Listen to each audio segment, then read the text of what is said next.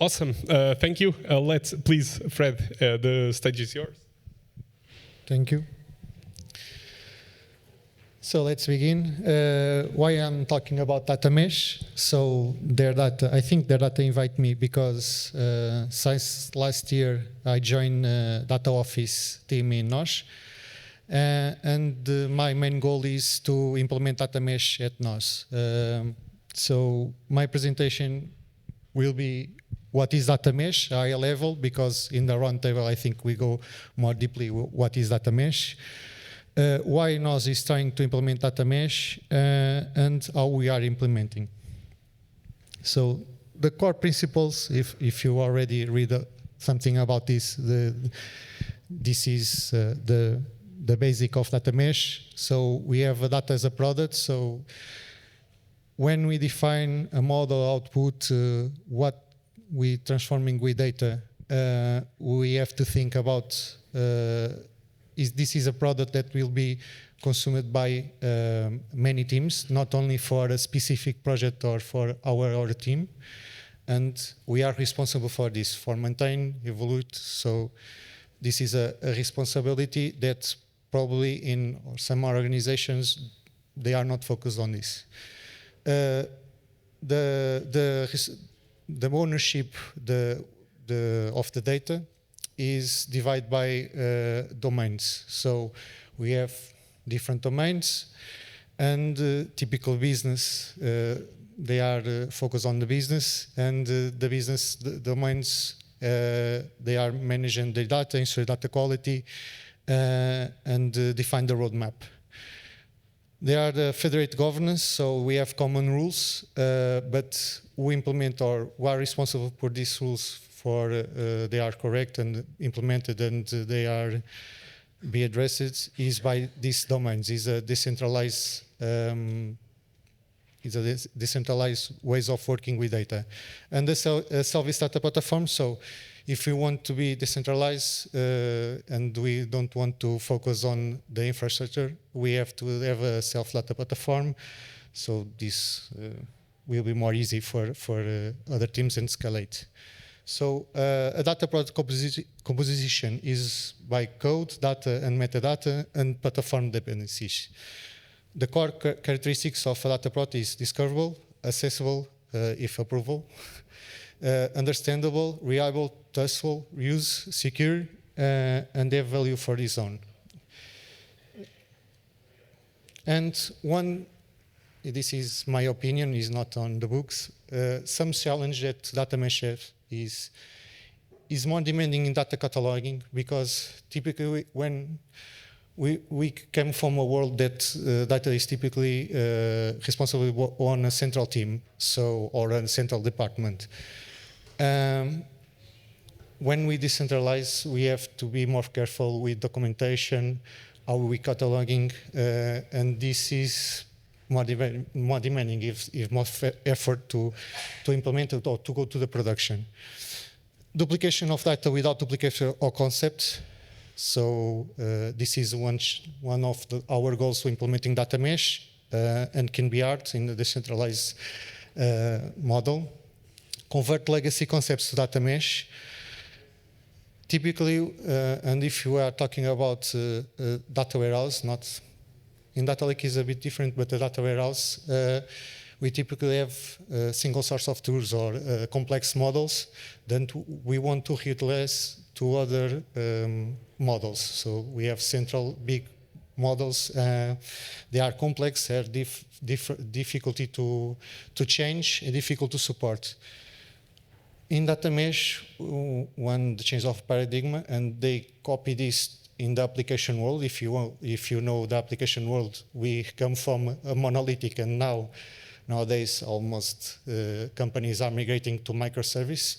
What data mesh does is try to break complex models and data and try to make small data products more simple to maintain, more simple to reuse and to evolve.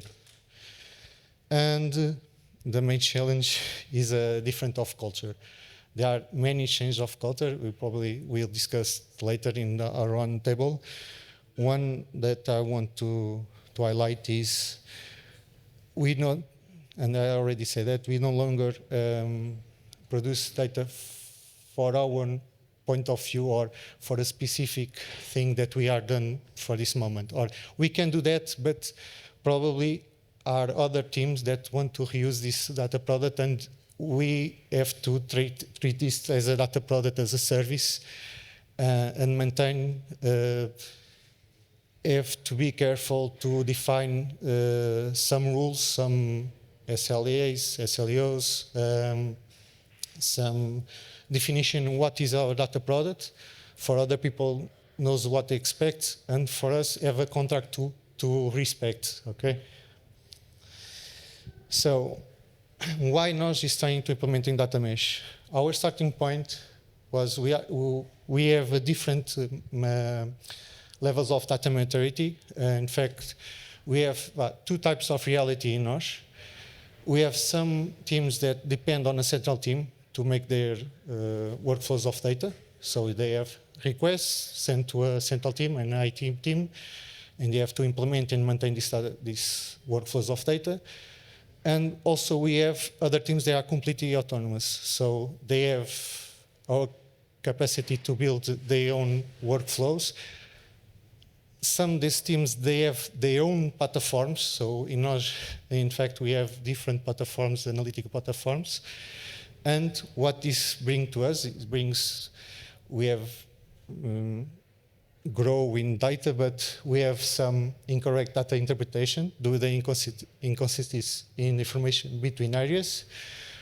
It's difficult. I wrote, we don't know all the existing data, but we know, but it's very difficult to find this data. There are operational inefficiencies. It's difficult to reuse data, especially if they are different platforms, and make dependency between workloads. And the teams that are in a reality that they depend on a central team, they have different priorities, they have different roadmaps, but they are depending on one central team, and the central team have limited capacity. So this is very difficult, and there are other questions. Typically, when we done the request to this central team, we expect they maintain this data product alive. They evolve this data product. When business change, the rules change, they have to maintain this data product with quality. And typically, the teams that receive requests, they are more technical. They respond to requests. They don't know the business, or they are not all aware for the change of the business. The last slide, sorry. What is our goal with data mesh is democratize access to data and promote use of data products, ensure good practice across NOS, and autonomy for data teams. The last slides, I highlight the downsides of our current situation or starting point. But in fact, if we want to see our glass half full, like like the CDO, my boss say, in fact, in the reality of NOS, we have some business areas with data teams. In other words, we already have knowledge to spread to the organization. This is a good thing. There is already a maturity in the company to realize the data governance is important, because what we said in the last slide. There is a cloud adoption at NOS. Is not driven by data, is a strategy, a global strategy in NOS, but we can use this to leverage data monetization and rethink how we work with data. And we are in very competitive markets, so we must do more, faster, with less. And the decentralized strategy seems to us that is a good opportunity to scale. So, how are we implementing data mesh? Probably you already saw this draw on the left. The right is not the point is not to be understandable. Is we're trying to mapping the left rod, that is the high-level architect data mesh, what we need to do in NOS to do this. And you see is a very complex draw with many more points. What I want to know, what I want to say with this is this slide is this is not a easy. Data mesh is not a simple. It can be simple to understand the objectives, but it's not very easy to implement. Or there are many things that we have to think about. So how we NOS try to implement this? The first thing, talk with the business and data areas to explain what is data mesh, principles, and gather feedback. And we think this is so important that we start in the beginning, and we are always try to connect with the persons, with our main champions, let's say, in business and data, to show how the progress are done, to recover more feedback, to try them to also help us to implementing this, because it's, as I said, a culture change. Then we start to define life cycle of data journey and the governance rules. In parallel, we start to define the ecosystem architecture and start developing technology enablers, our data platform. Almost in the end, we start to define data domains and subdomains. I put this point in here because if I can give you advice, is start with this at the beginning. So define domains, data domains and subdomains is very important. Also to define our life cycle of data product, our process, governance rules, and even some requests for or some requirements for our platform. It's not easy. We start to look in this not in the beginning because it's not easy talk. Organizations like NOS, the mapping of data domains, the concepts of data domains, and the structure of our organization is not mapping one for one. So the ownership and define these concepts is not easy, but try to do at the beginning if you can. Then we choose a MVP, a data product that already exists in our legacy, containing one domain, and experiment, try to put in practice what we define. Was a success. In one project, we, in fact, I think they gave birth 6 or 7 data products. And in fact, now that we are discussing other data products, they already want to reuse something that we done in MVP, so it was a great success. Now we are defined the operational model for scale up what we already defined and incorporate some things that we learned with MVP. Some things that we define in NOS, and probably in other organizations are different. We have 2 types of data products, raw data products and business data products. The raw data products are different business data products because they are the representation of operational information of the operational systems.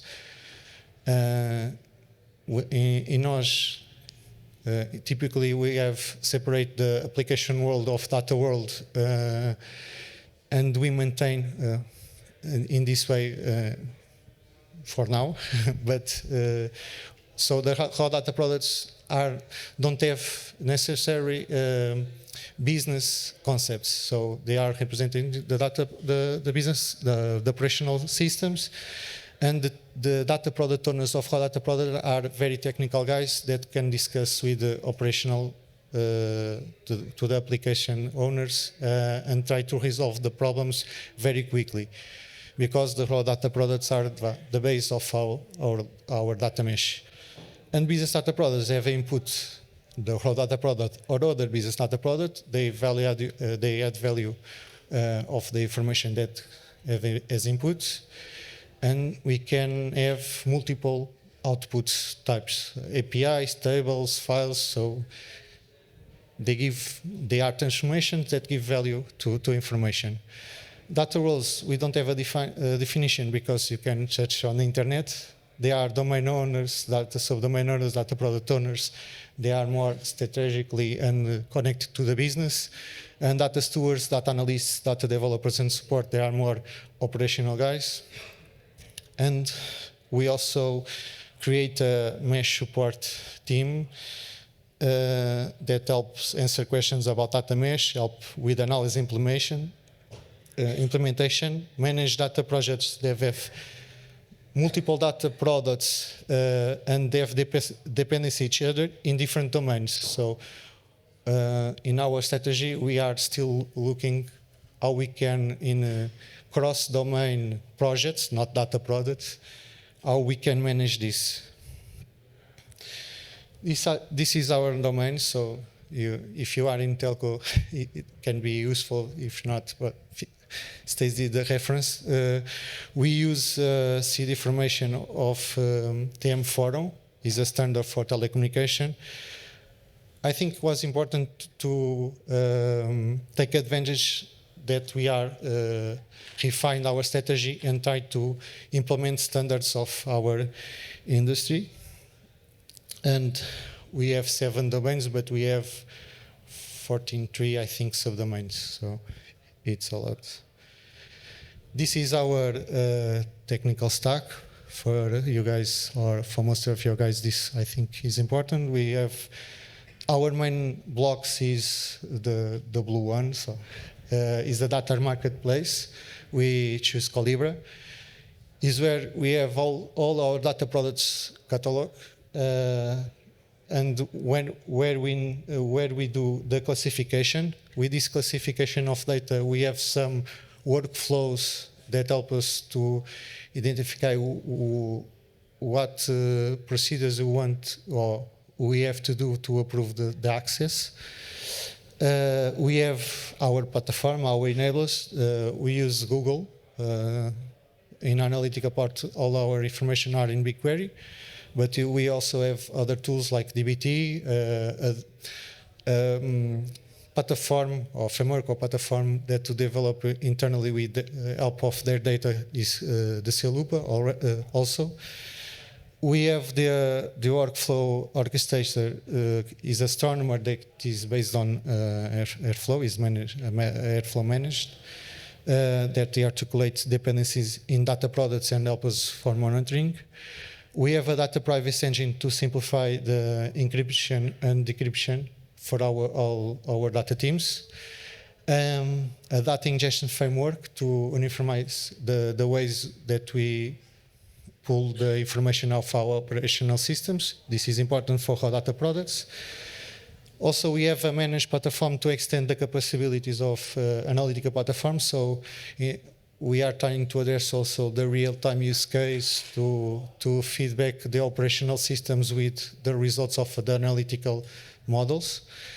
And we choose Starburst to help us on the coexistence model. So we have a big legacy, and this takes time to go to full mesh. So this is the highlights, and I'm almost finished. The challenge that I highlight so far.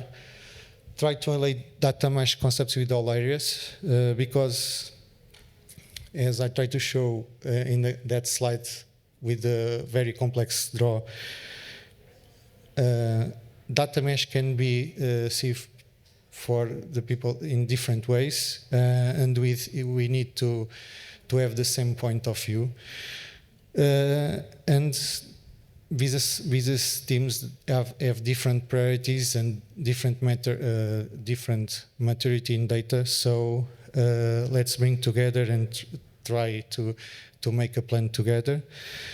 Define data domains and subdomains and ownership. In our case at NOS, as I explained before, we have several areas with transversal responsibilities, and these was a difficult talk, but is necessary.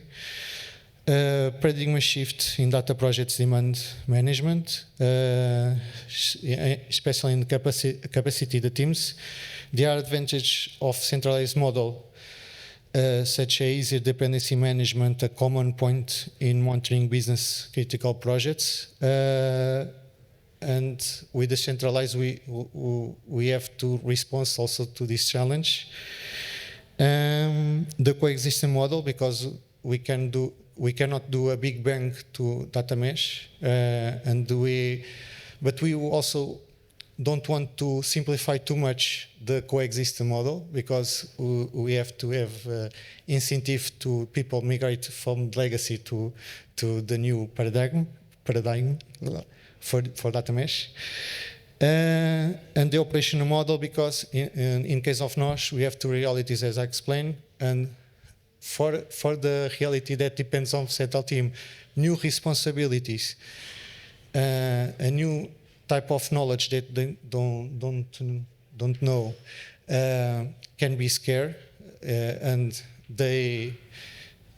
in fact they like the common rules because give users a support. But for the teams that are completely autonomous, common rules, if are different for their own rules, can be challenge is normal.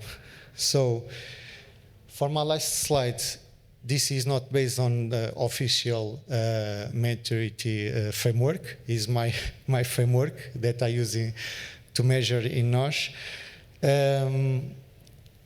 What is important in this slide is we are start walking. We have a journey to continue, but to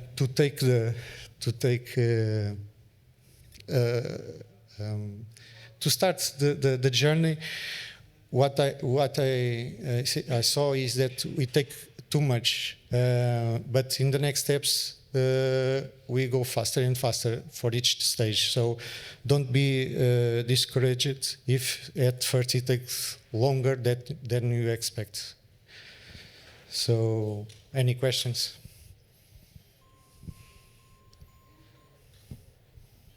No? Yeah.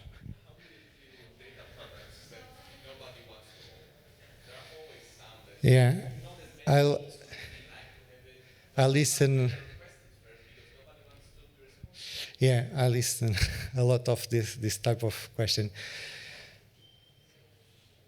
We are working on the initiative parts, but let me ask another a question to respond to that. Or I don't know because I don't know the model, but for example, in the last or in our starting point, we have typical this kind of data products are responsible for a central team. And no one questioned the central team if they want. So, in fact, we work in our organization, and there are things that we have to do. So, typically, these data products, to respond, what we are thinking is, they will be discussed, they will put in a domain and a subdomain, and this subdomain have capacity. So, and they are their responsibility. So we have to build a data team if don't exist. And if it exists, probably we choose what data team will stay with these data products, and they have to maintain.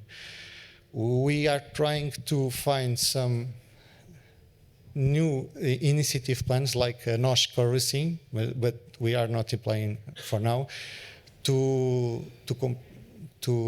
give more.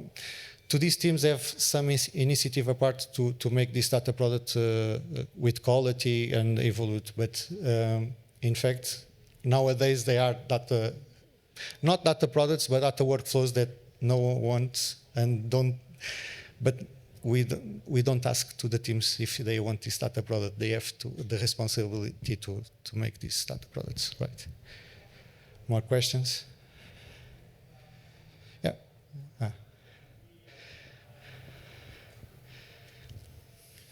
Oh, thank you very much for your presentation. I have two questions. One is, you mentioned that rolling out the data mesh across the organization, which is quite large, eventually you'll come to a point where data knowledge is more demanding across different departments that before they used to ask for instead of having to work on.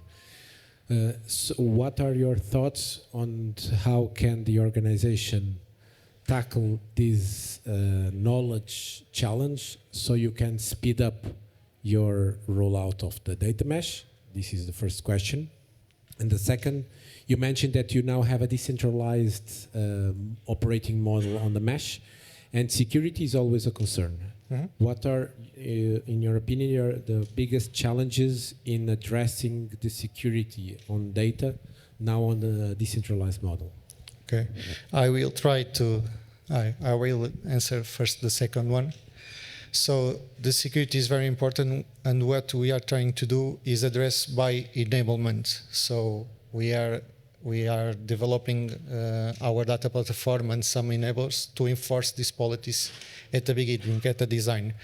Of course, there are things that will depend on decentralized teams, and we probably have some the support team to help them, but security is a big thing for us, and we are trying to implement at the beginning and enforce these policy rules. For the other question, we are closing the ownership of domains and subdomains, and then we have to discuss the capacity. We don't have a close model for now, but my thoughts, and you ask for my thoughts is probably we have going to the path that we have core domain teams. We can also have some local teams in domain, but we have a core domain teams that are responsible to the data products of data domains, and we have to capacity these domains. Probably in bigger domains or with the critical data can be more than one team, but I think the party will go to have a core team, or in fact we are dividing the I team for the domain teams, and they are more close to the business. So I think this is. You can wait for the roundtable. I think in a roundtable you also can do the questions, but I don't know. Can we close and go to the roundtable? Okay, go. So I saw that regarding the roadmap. Yeah. I would like to know further details regarding the domains. Why do you think it is better to start from there, to define the domains initially, instead of, for example, seeing the different value streams of the use cases and then start grouping as a bottom-up approach? In fact, when we start, we have this discussion, and we start to see data products that have value and probably start to migration. But what we saw is that when to do this, where do we discuss the business concepts, who will be manage these business concepts? Typically, it's the subdomain and data domain. So if we start with the data product without the domains and subdomains, when they came, probably there are things that will be defined and not make so sense. So I think it's better, or we think it's better to start with domain, subdomain, to define at the beginning what is the concepts. And when I say concepts, for example, and we are discussing this in early, for example, what is our client? What is the IDs for our client? What is our total clients that we have in the service, the TV service? Because different areas look to data for different perspectives. For some areas, for more technical areas, are equipments. For other areas, is the clients that pay the bill. The others is other thing. So yeah, we think is very important for us to start to define what is the business concepts, what is more critical to business, and this is more a role for subdomain owners and data domain owners, and then start to do a roadmap to implementing our data products. Yeah. Yeah. I was going to save it to the round table, but okay. So you gave the advice that start with data domains and stuff like that. But how important it is to get it exactly right? No, it's not starting, and we can fail. Okay, it's not important, or we don't know if we are completely right. We are for trying to getting right to the first. We support on a framework that exists.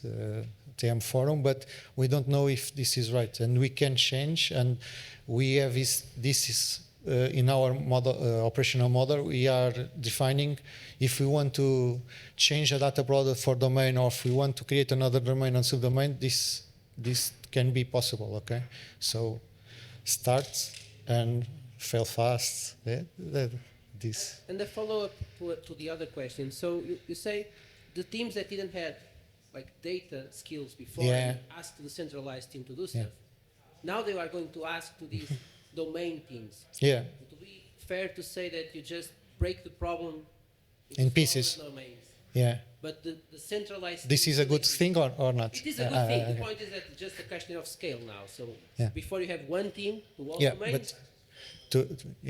There are things that are not explained this, but in our transition phase, we still have this central team. So before the teams are independently autonomous, we have a central team to help us to make the change. So for now, if are a team that don't have the capacity, they can use the central team, and with time we will break the things. Okay.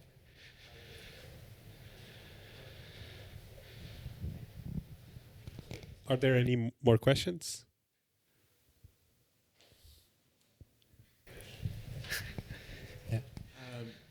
I'm really interested because you said that you showed that you are quite early on the adoption. So what is the greatest challenge that you're right now facing in order to move where you really want to be?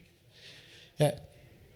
In fact, as I said, in the early stage, I saw a very resistance. So we are in the point that seems to us that we are not advanced very quickly. But for now, for example, I think in the last month I was in the previous stage. So we are advancing very fast now. I don't know if for the next month or 2 months we will stagnate again. But for now, we are defining this strategy of coexisting. So we are discussing how much we want to enforce and accelerate the migration for data mesh and the impact this have in our business, because our business are dependent of the legacy and the business continues. So how we want to put our efforts in data mesh evolution, and we can wait to continue to evolve the current the legacy, or if we want to facilitate and the legacy can use already value that we produce on data mesh. But if we do this very simple, what is the incentive to migrate the legacy for the data mesh? And the discussion that we have now is because in the MVP that we experiment, in fact, we bring value. We already see value for breakdown in data products. We already change some business concepts and evolve some of our capabilities in terms of data. And this is our discussing. Also, we are discussing the topic that we already talked about, capacity, the teams that are not prepared to go to data mesh. And this is now where we stand for. I think if we close the strategy, we can accelerate a big more faster.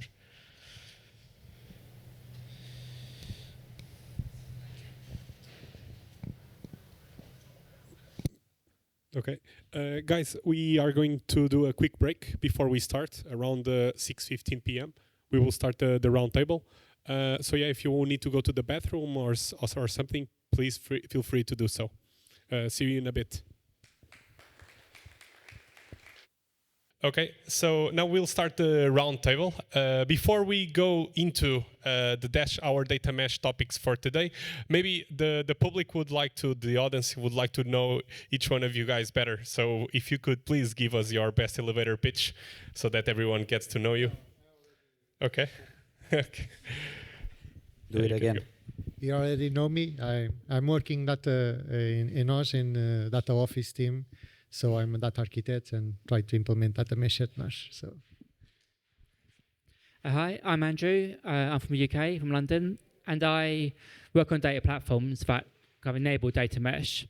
So kind of the self-storage data platforms that allow you to implement data mesh in your company. It's through that work that I started thinking about things like data contracts, which is something that we come up with for our work, and that really helps us embed governance, embed quality, get teams working together, and kind of formalize how data moves around the company. So that's me. And I'm Antonio. I'm a co-founder of NewData.Tech, which is a boutique data consultancy that helps other companies to take the most out of their data. And we do this by either embedding our teams in other companies' data teams, or by doing fractional leadership data leadership ourselves. And before that, I was director of data engineering of OLX Group, and I took several leadership roles, European, global, data platform, data engineering, product analytics, etc. Hi, I'm Diogo. I'm a biologist turned data scientist and turned tech lead here at NOS for a couple of years already. I've been working mostly with teams that develop machine learning models and machine learning products.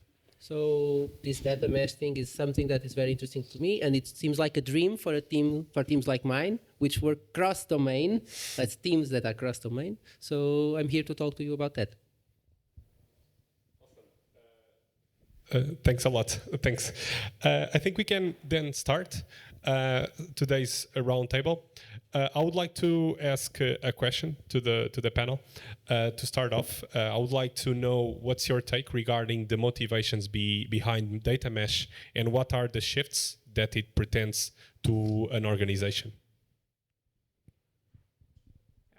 I can start. So I think motivations really is that over the last 10 years or even longer, like data teams have really struggled to deliver the kind of value they need to deliver. Mainly because the data they're getting is not of good enough quality, it's not quite usable, it's not what they need to deliver quickly. So spend a lot of time kind of cleaning up data, doing data engineering, and that's expensive work, but doesn't really on its own deliver value, value comes later. So data mesh is a reaction to that, and it's partly motivated by the fact that we want to do more of our data these days. So it's not just kind of creating analytics and creating reporting. I mean, that's still important. But a lot of organizations are looking at how they can use data to differentiate themselves, to drive product features, using AI and ML and things like that maybe, or maybe just directly. And if you're doing that, you really need quality data to achieve that. And if it's highly important to the company, then you can start thinking about different ways to get back quality data by pushing things a bit more left, by engaging the rest of business in that, because it's a more value to the company these days. Yeah, on top of what Andrew said, for me it's also about empowerment, right? And the willingness to develop products faster, be more agile, and with that, bringing the data, the former elements of the data teams closer to where the action happens, where the knowledge sits, which is the domain. And in that sense, it's more of a organizational transformation rather than a technical problem. Yeah, I mean, I fully agree. It's the most important thing for me is the ability for the teams to be independent. So right now, I don't need to ask someone in the central team to do something. My team can do it we have all the tools, and we produce something that other teams can reuse. And between projects, instead of spending 95% of the time searching for the data and asking for data, we can spend more time taking insights from it. But not the data teams, Exactly. the domain teams, right? So the point that I would like to make here is that data mesh is a solution not to improve how data teams operate, but how the business, whatever the business is, operates, how they work with data. Yeah, I don't know what to add to these kind of things. Yeah, to enforce, because we talk about transformation of this transformation of the organization and the autonomy. And one thing that I think the people try to also to achieve with data mesh is the uniformization of the business concepts, because in larger enterprises, in larger companies, is normal to our branch of data. So, and the meaning of the data start to change a little bit. And with these responsibilities by domains, I think they try to establish what is a concept and try to enforce this concept to all the chain of data.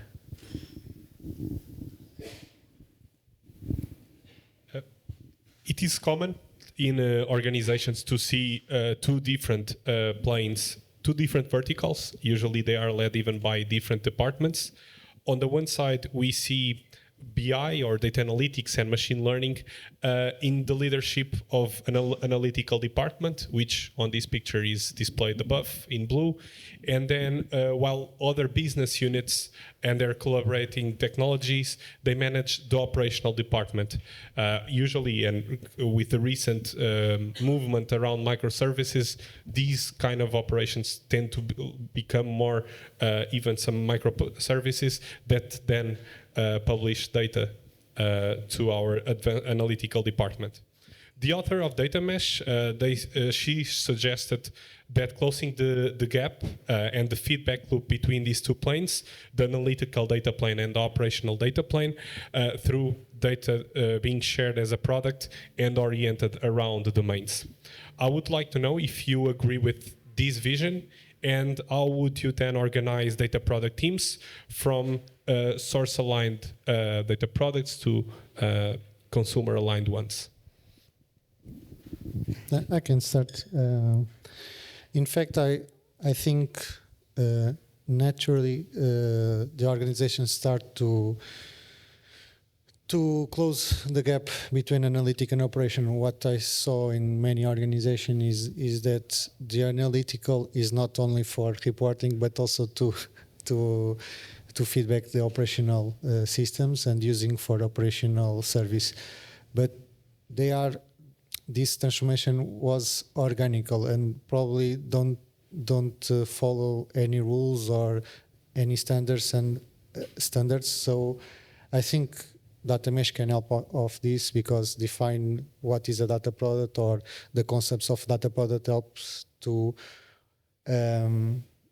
treat the data or the models of the output of the models as a product, as a service that can be reused with some rules. And then I don't know if you want to go complete. I can add a little bit. So one of the main pains we always have is to understand what's in a table, because this gap that we had in the old system, data scientists, data engineers, data analysts, they don't know exactly what is within a column or within a row. And so bridging this gap is super important. I completely agree. Although I still think there are challenges, especially for cross-domain teams that need to work in many domains. Now they need to be specialists, and they need to bridge the gap within many domains, and that is still not easy. So data mesh is a great solution. I think it still has some challenges. We need to think how to tackle them on that level. But I mean, just the fact that we are discussing making these two things closer, so these analytical teams and on the operational teams, and they should talk together, and one is not just a client of the other, they collaborate. That is on its own very valuable. Yeah, and regarding the question about how to organize them, I've seen different models, to be honest. I've seen a model where you keep a central team, a central data team, responsible for the enablement, meaning the data platform that enables the whole data mesh concept, with a small central team to own the most critical business KPIs, enterprise data warehouse or mini enterprise data warehouse. And still you have domain teams that own the data inside their domain, publish the data products, build and publish the data products that they need. And there is a separation of the levels of the metrics that each one of the teams is responsible. But I also have seen different organization where you only have domain teams and all the reporting and analytical happens inside the domains, okay? And you don't have such a thing as a central analytical team or central data warehouse team that compiles all the data. No, each domain is responsible for reporting their own business metrics, to publish their own data products, to feed their own data products to other teams, and everything happens inside the domain. So to be honest, I've seen both, and both work if you have the proper governance, the other enablers, right? The proper governance, the proper technical stack, etc., etc. Yeah, I haven't got anything more to add, really. I think it's, the key thing is the communication, and bringing the teams closer together. Like, often data teams can be quite far away from the domains, and that's why they struggle to find what's in this table, what does it actually mean, what's the actual business context for it, how is it generated.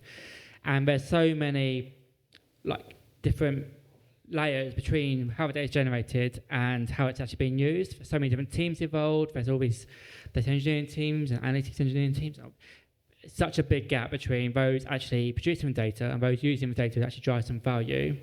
And if you're producing data and you don't know why it's valuable, you're less incentivized to actually make it of good quality data or maintain it or remember to update it as your product evolves, your feature evolves. Whereas on the other side, if you're trying to use data to create value and you can't understand it, you're spending a lot of time learning about understanding, talking to people, asking questions, working out if you've got data you need, and that just slows you down. So really bringing those a lot closer together, I think is one of the key benefits of data mesh and key problems to try to solve. I think all of you more or less kind of referred the noun data product. I would like to understand better what is for you a data product. If it's a table, if it's a data set, a database, what is it? If you could give more a little bit, and its granularity. So first of all, there are different types of data products. Even in the literature, you will find the concept of data products where you wrap your product. So you have a digital product and you wrap your product around the data that you have and you serve the end customer, right? And this is a type of data product. And then you have the internal data products which are the ones that we are mostly talking about. Regarding those data products, it can be of any form, if you ask me. Okay, I'm very open to be challenged, but it can be of any form as long as they provide value to someone. So the concept of data product is focused on the usability and reproducibility and building this interface between data personas that are talking through each other through data. And this is the concept of a data product. It can be a table, it can be a data set, it can be a dashboard. Okay? And then I have something else to say, but I will pass the word to my colleagues otherwise. I mean, data product, as you said, is very broad definition. There's absolutely no consensus. But at least for me, I do agree the output type is irrelevant. You can give it whatever you want. But I would like to put my personal note on the granularity. I think the granularity is closer to the table than is to the data set. So I mean, a data product should mean something to its consumers. This is a data product that provides this type of data. I don't really care if it's provided as a table, as a stream, as whatever. Yeah, exactly. So it's not really important to what it provides, but it provides this data. And if it's providing a different set of data, then it's a different data product. So that's at least my personal view. Yeah, I agree with both of you. And I think yeah, we'd often like to overload terms in technology and data in general. As long as everyone in your business understands what you mean by a data product, then it doesn't really matter what you use. But most of the time, it will be add some data, which could be a stream, could be a table, could be a data set. But as long as you've got one definition in your company, then go with that. I agree that for me is about the value, the business value. I agree with the concept that is more close to probably a table than a more complex model. I think is what we are talking about is try to break down the complexity that talking in my presentation. But for example, now on start, I think this can be a more vast. We can put some data products that are more complex than one table. I think, yeah, the essential is to give business value, and this, I think, a good thing to try to for the data product team, for data product owner, to try to make little or smallest data products. Another thing that I to not forget, data product is not only about data; it's about metadata, the code, and dependencies. Because this is very important. If we only focus on data, we will be committed the same mistakes in the past, that we only look to data and not for contracts, for example, and the definition, what is the goal of the data product.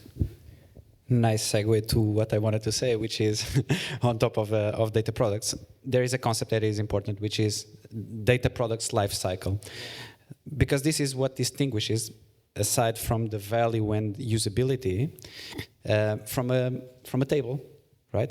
A given table. What makes it a product, a data product?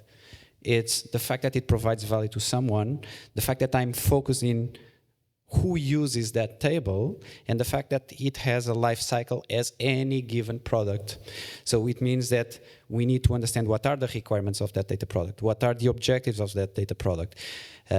We need to iterate on that product, because maybe it would provide value to someone else if I would add a new column to that table. And then I need to measure its usage. As long as it's used, it's providing value, it should exist. Otherwise, we also should sunset data products. Let me add one thing to challenge. Probably, and one thing that I'm not talking in my presentation, a data mesh brings other thing that is this kind of measure the value and the costs. So probably we start to see or to measure not only the benefits, the value, but also the costs, and make the difference. Because if that product can be value for our organization, but if costs more than give value, maybe is not necessarily for our organization. But you bring a great point, which is that there's a point of view or a philosophy in defining and developing data products that is different than in the past. So the focus is on the consumer. So we should think who is going to use this and why. I need to understand that in order to develop a data product. I couldn't just create a table and it's done. So the focus on understanding why someone is going to use this is almost as important or even more important than the technical aspects of developing a data product.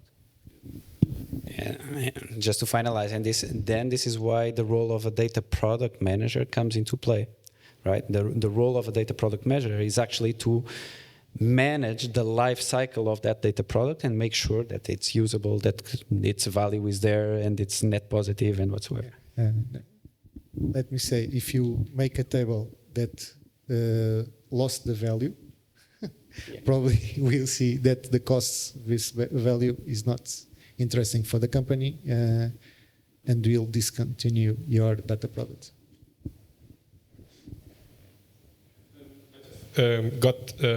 When you were all talking, I also came up with another question, which is regarding the.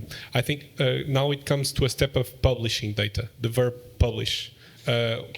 What do you think is actually bringing data to production? For example, do you think regarding evaluating data quality, do you think that comes a little bit before in a staging environment so that we understand that the data is good before we actually publish to our production tables? Or what are your thoughts on that?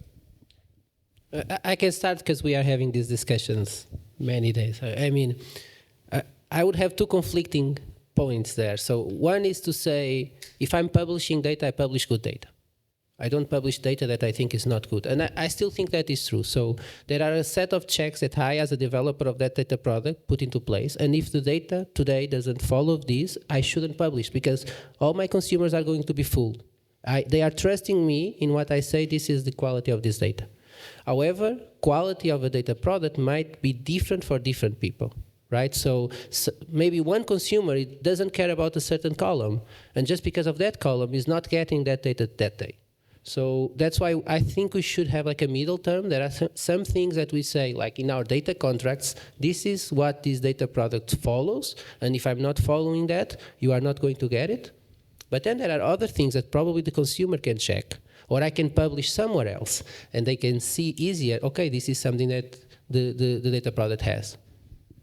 Yeah, I think what we're talking about here, like we're using words like to publish and think about the kind of requirements of meeting and what product thinking we were talking about earlier.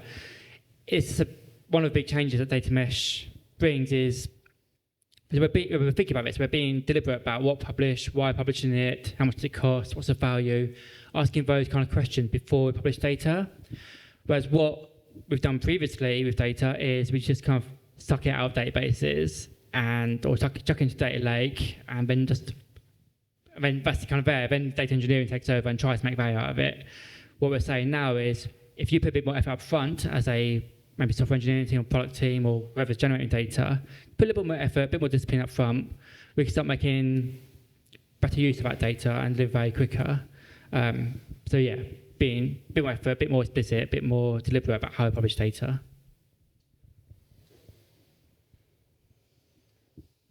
And just to add one thing, as in any other discipline, software engineering, you always have the definition of done.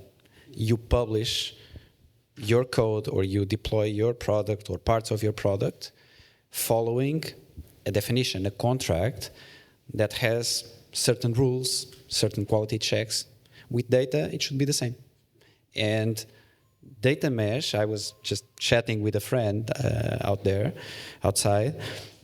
Data mesh is actually applying the same paradigm of agile product development to data. It's the same thing. Regarding what Antonio just said, I would like to know a little bit better what is a data contract. Andrew, maybe you have written a book about it. What is the definition? Now that we understand better what is a data product and its granularity as well, what do you have to say regarding a data contract? Yeah, I think in the context that we're talking about with data products, you can think about data contract as we think about describes a product. So we kind of metadata around it. So it might contain things like a schema, obviously. It might contain things like who owns it, what version is it, what the expectations are, any SLOs, maybe categorized data, anything you like really, whatever's important for your business. But it's quite a simple idea really. You describe your data, metadata, and you describe it in a common format. But once you start doing that, it can be very powerful. So one of the things we started doing first of all was using that contract to kind of define the interface for data, almost like an API for data. And that could be, again, depends what your data product is, but it could be a table or a stream or whatever it likes. But because you're driving that from the contract itself, you know they're in sync, and we can start applying change management to the contract, and now you're applying change management to that interface as well, like you would to an API. So if you think about an API, like the Stripe API, for example, that's got a version that's quite stable. You can build it with confidence. People build entire businesses on top of Stripe's API. And they do so because it's a well-defined interface that's not going to change overnight, and it's got some, if Stripe do want to change it, we're going to create a new version, there's going to be a migration path and things like that. So when you start thinking about describing the interface in data contract, applying that around data products, applying that to data product lifecycle, it can be very powerful. And it's already just a simple idea. Just describe your data in a standard format that you can then use to drive other things. Nothing to add. He's the authority. So. I have a follow-up question to that, which is, do you think the data contract comes, who has the most ownership on it? Is it the producer or is it the consumer? So for me, it has to be the producer, because they own the data product. They own people who can change the data, who can improve quality, who can meet the expectations that they are defining. So for example, if they're saying it's going to be updated hourly, like if that says it in the contract, then the producer needs to be able to meet that expectation. If I can't meet it, we're not going to put it in the contract. If I was a consumer saying, this is your contract, and I'm going to tell you, you make it hourly, and they can't, like, you're already getting some friction there, some conflict there. It's not the collaborative approach you kind of want data mesh. So it has to be owned by the data producer, and they have to be comfortable meeting the expectations they're setting, and they should be meeting the requirements of people who use the data product. And if not, then again, you collaborate. Exactly. The consumer would influence the way the data contract is built. Yeah. I want to add something, because this conversation, I noticed that we are in. It's a very good talking about the consumer and the focus on the consumer. And this is correct. We have a data product. We have to see what the consumer wants and how they using our data product. And reinforcing this term of the data contract, I also understand, for me, is data contract is responsible of the producer, is a more producer thing, and the consumers also needs to, when they start using a data product, they have to be careful what they are using. They have to check the data contract, because they can't start using a data product and they expect that the data product will transform for a thing that they want, because is not necessarily true, okay? Also because they are different users that with different necessities. So, for example, when we subscribe a Google, Azure, or AWS service, we understand, and for us is okay that they have a contract, they have the limitations, and we follow the rules. Why we in our ecosystems don't have this kind of preoccupation? Why we think that the data product, the producers have to do all the things that the consumers want? Possibly it's not true. I'm challenged what I think the talk, the direction of the talk, because of course we are in an organization and we have to be careful what the consumers want of our data products. But in some case, probably we cannot start using a data product and expect that they will change because we want. Okay. Just to ask a question, actually, it's more like, so, but then the question becomes, how can we enforce data contracts, right? Because it's very good to say, this is my data contract, and as a consumer, I read it, I agree, and this is useful for me. But then when you breach your contract, either by quality, SLAs, whatever, or you start changing your schema, how can we as an organization create the right incentives to enforce this? And then I really like the idea of the schema versioning. I think that is, it's a great idea, and it's amazing. But the point is, how can we enforce this? Yeah, so I think the best way to enforce that is really at the sort of platform layer. Because what you can do with that contract is you can choose where in the platform you're adding friction to influence behavior, and where you're kind of moving friction to influence behavior. So take an example, schema evolution. You might say, it's fine if I just make a non-breaking changes to a data contract. We want to give them full autonomy to do that. We're just adding columns, not going to impact anyone downstream. Should be low friction. We want that to happen. But breaking changes, that should be high friction, because that's going to have a big impact downstream. If you move a column that people are depending on, that's going to break things downstream. So doing that without any migration plan, without any communication, without anything to do overnight, is going to cause a lot of breakages. So we want to make that high friction so that people don't do that all the time. So if they try and make that change, they'll get a CR check that fails, saying, hey, you're making a break change, you can't do that. Therefore, you have to create a new version of contract. That requires some sort of migration path, because it's kind of different interface, different table, different stream, whatever it might be. And that already gets everyone involved, start thinking about, okay, well, these are, breaking changes are a big deal to our consumers, to our company. Let's talk to consumers and make a migration path. And again, like, that could look, we want to give them autonomy. So what migration path looks like can depend on the data product itself, how many people are using it, how important it is to a business. Might be something you can do over in a couple of days, might be something you have to kind of run both versions for 3 months. It depends, but like, you're influencing that behavior through the kind of checks and friction you're introducing at the platform layer. Just to go to also another direction, which is something that worries me, especially in companies like NOS that are moving from a non-data mesh scenario to a data mesh scenario. So the fact that we create a data mesh, it puts a lot of responsibility on data teams. And now it's decentralized, right? So one thing that we always have to bear in mind and try to somehow smoothen out is the fact that people will now hide their assets, in the sense that, because if I say now you have to build a contract and you have to respect the contract that you put out, then why would I put this out? Why wouldn't I make this asset something private to my product and not exposed, just so that I can use it and I don't have to care about maintaining my contract? So I think data mesh, one of the points that for me it's very important is that it brings a lot of responsibility, right?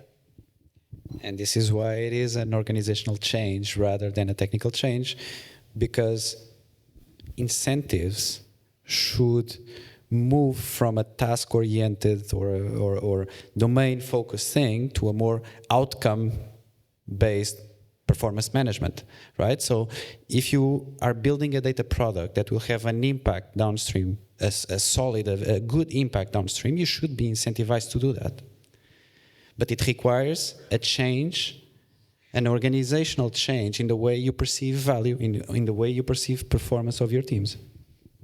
So the platform itself, it really needs to, the self-serve data platform needs to decrease that wall as much as possible, so that you do not need to raise an Airflow that sponsored this event, for example, for your orchestration, to guarantee that you are always publishing safely. This is why one of the key enablers, the ones that you presented, one of the 4 key enablers, is a self-serve data platform that allows this independence. I agree, but explain why you will develop something and don't want to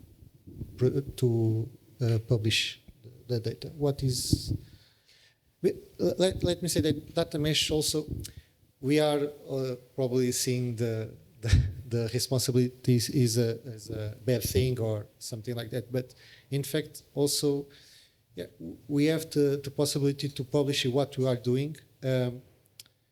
As I said, the important is management expectative. If you have a data contract and you say, I have already one thing, like Tony said, is the agile thing, that I already have a data product. It's not perfect. My contract say that these have some issues, and I have a roadmap that probably will resolve this issue. But I think you as a data engineer or ML engineer or data science or wherever you are, I think it's good to, I can expose my data product and receive receive feedback for my clients and improve my data products. So it's important is that the organization don't penalize the teams who are putting new data products.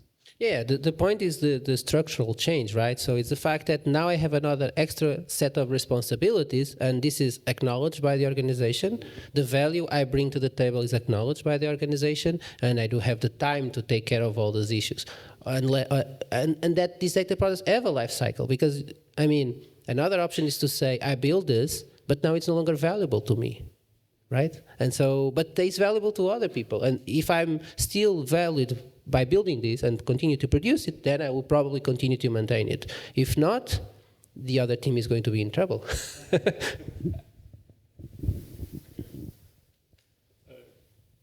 We would like as well to go to a more technical question. So in the data mesh, the author talks a lot about the operational data plane feeding the analytical one. For example, through some ETL jobs that become fragile. As well, these ETL jobs are easy to grow in complexity as time evolves. So we would like to understand better how to establish this sort of data collection from operational data plane to analytical data plane. The author even goes further by saying that exposing analytical data directly to operational database can be an anti-pattern. There are solutions like this, for example, the application of some ETLs, or even the application of change data capture, which is a standard solution to connect to your operational databases to extract data.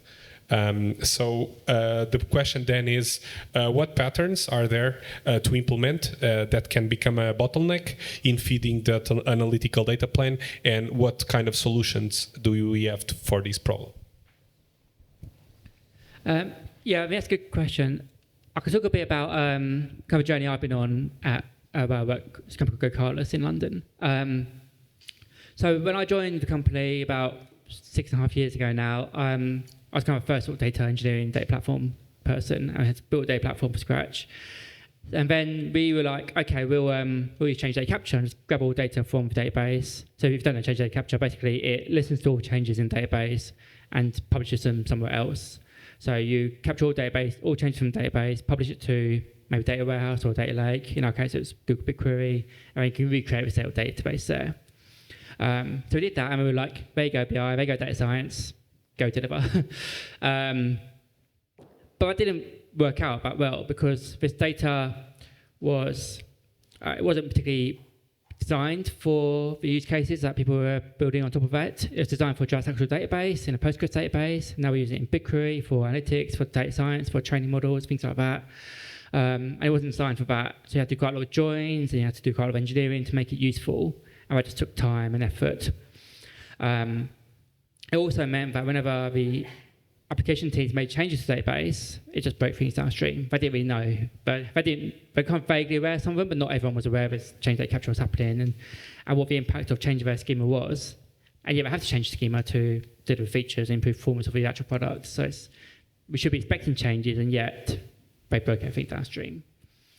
And so we kept hearing that, or I kept hearing that in weekly meetings with data science and BI folk. And that's when we started thinking, like, maybe this isn't the best way to be doing things these days. And that's really what triggered a lot of our move towards data contracts, data mesh. It's like, we need another way to capture this data that is more deliberate, that has some sort of abstraction from the database, so they can change things upstream with confidence and without impacting anyone else downstream, and we can build something on top of it with confidence. And it's going to be relatively stable, and it's not going to change overnight. And that's important to us because we're using that to drive product features that actually drive revenue, and we're charging money for, so you can't just break every night. And that's kind of a value thing there. So we spoke a lot about like incentives and things like that. But value, the company wanted to deliver these ML-based features that drove revenue, and we're struggling to do so because of the architecture we built on, the data architecture we built on. So we moved away from data capture, or we are moving away from change data capture to something more deliberate way of producing data, using data contracts for that, using different patterns to get data out of database, whether that's just publishing it directly to data warehouse or to the stream, or using patterns like the Outbox model, Outbox pattern, or there's various other ones that are the software engineering patterns, really. They came from microservice architectures, but if equally applicable to data, because think about microservice architecture, you're moving data between different microservices to produce some sort of outcome. Data is just another service, really. So yeah, we've been on a journey for the last 4 years, really, moving away from change data capture. That's been pretty successful, and it's resulted in fewer incidents. It's resulted in better quality data and better outcomes for business. Fully agree with what you said. I just wanted to introduce a couple of caveats. So I've seen a lot of companies being very successful with change data capture, and that's fine, right? The point is, if you want to move organizationally towards this paradigm, then change data capture becomes an anti-pattern. Why? Because basically you are throwing the responsibility over the fence. You are saying, I'm changing this table, you deal with it. Here's my event of change, and you deal with it. While in this paradigm, what we are saying is, no, the responsibility of the usability of your data product lies with you. And you are responsible for the value that this data product is driving to someone or to some other team. So this shift left in responsibility, this is what drives the pattern. The pattern itself, it's fine as long as the company is optimized for that. If the company is optimized for something else, then you need to adapt. And this data contracts, data products as a mean to expose data works just fine for this decentralized approach. I want to, yeah, I agree. They are right. One thing that, and in the perfect world, or in my perfect world, the data is a service that is provided by the operational systems or the application systems, what we have to call. What I see in an organization like NOS, but other organizations, is that there are some operational tools or the source of data that are, this is not native, it's not, they are not prepared to give data as a service. And also this is why that we build some ATL and have different strategies. And our strategy in NOS was to build a framework to try to uniformize how we import data, but what we have in technical, if we go to the technical level, is we have different handles for different sources and the classification of source, because one thing is a critical information or information that we need in real time, but let me say that real time typically involves more costs. So there are very vectors that we need to analyze to choose, or in my opinion, to choose what is the strategy. Of course, if the platform, and I think in the future this is the pattern that they provide the data as a service, but until then, and we have a lot of legacy, we need to have different strategies, and what we're trying to do is have a certain layer for data engineering teams don't have to perpetuate this strategy. I mean, I think you said it all. The point is moving the responsibility. So it doesn't matter what pattern you use or what technology or whatever. The point is you are responsible to make your data useful. So if your source change, or if the system from where you're reading change something, you are the one you have to deal with, not your consumer. So I think that's, for me, the main point. Guys, we are going to do a break for questions from the audience right now, so that you don't, if you want to ask something regarding what we have just discussed until now, please feel free. So, do you have any questions?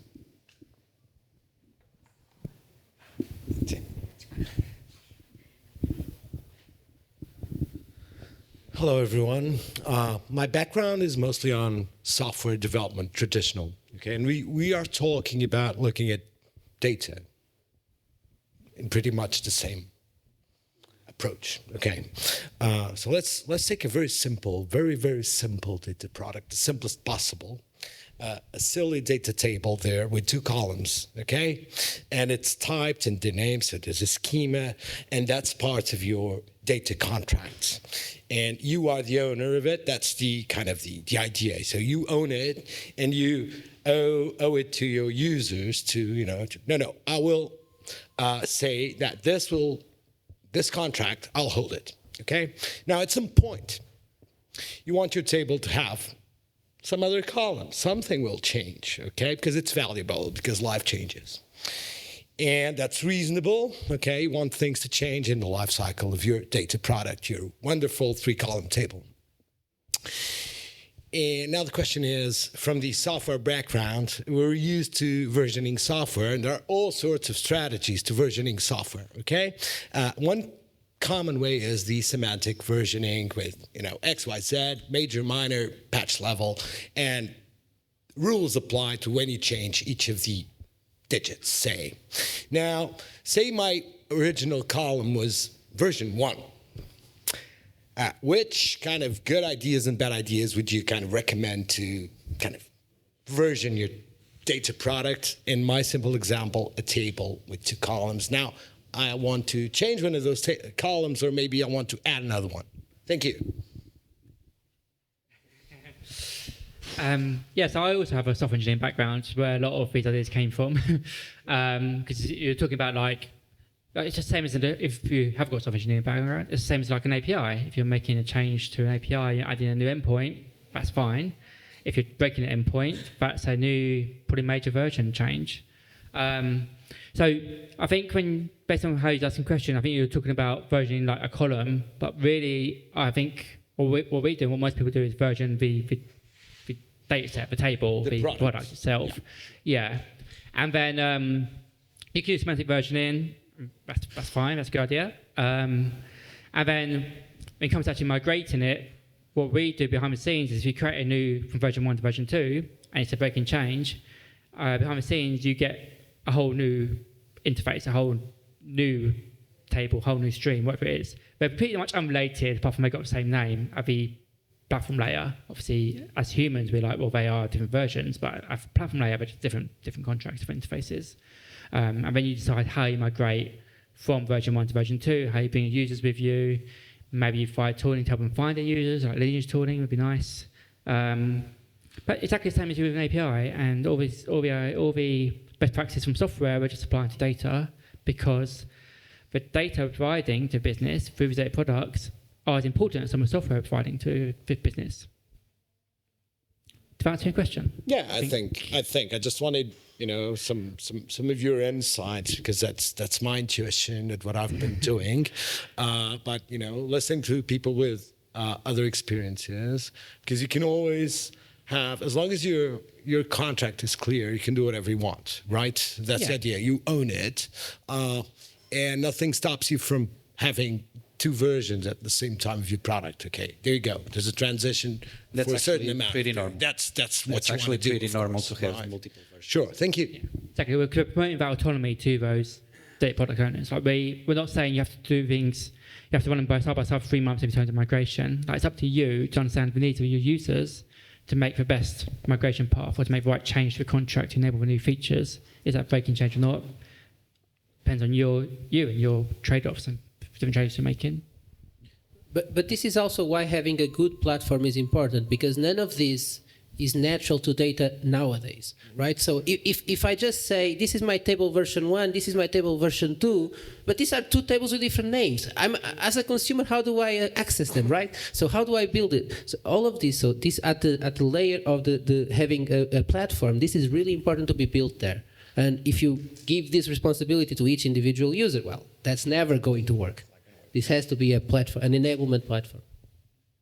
Probably what you are, so to understand better what you are actually versioning, probably the transformation code is the closer to the API. So if you change a little bit the transformation code, you can keep the same column, but the transformation code that actually leads to that column value can change, and it's not really a breaking change on the schema, but it's kind of a breaking change on the consumer, because the data changed despite the schema. So you're talking about basically like changing the data itself rather than the schema, and like whether that should be versioned. And it can depend, I think. So if you're told in your data contract it's going to be one of these values, it's going to be either the UK or Portugal or Spain, and that's the only 3 countries you support, and they only had a 4th one. Would you consider that a breaking change or not? And it really depends on the use case. I think there it's not obvious. Yeah. Like if I had a dashboard off that, and then they changed that, and I just got a new bar for the new value for France or something, that's not a big change for me. That's great. I've done no work, and I've got the updated value. If I had some code that maybe I trained a model expecting only 3 values, and there's a fourth one, I don't know how it's going to perform based on the limited amount of French data we've got, that might feel like a breaking change. I would like to know about that up front so I can maybe update my model or whatever. I'm not a data scientist, so, but I think I'm talking roughly in the right terms. So again, it kind of depends on the users, really, I think. I think schema change is the most obvious, and they're also the easiest ones to put change control around, because if you think about the interface you're building, the table itself, the data warehouse, that's got interface, it's got structure. And you know that if you drop a column there, it's going to have an impact. Same if you've got a stream and you've got like a Kafka stream with a protobuf scheme behind it, that's kind of got a schema. For data changes, yeah, it's a bit more tricky. I don't know if there's a one right answer there.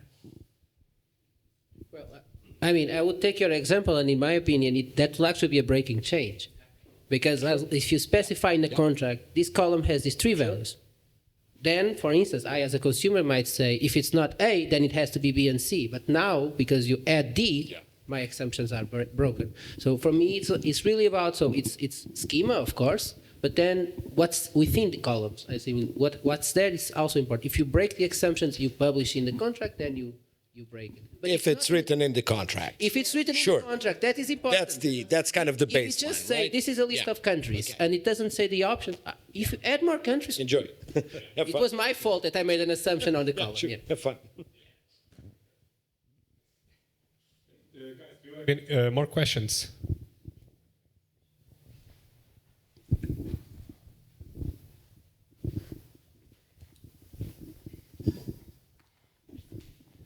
Hi.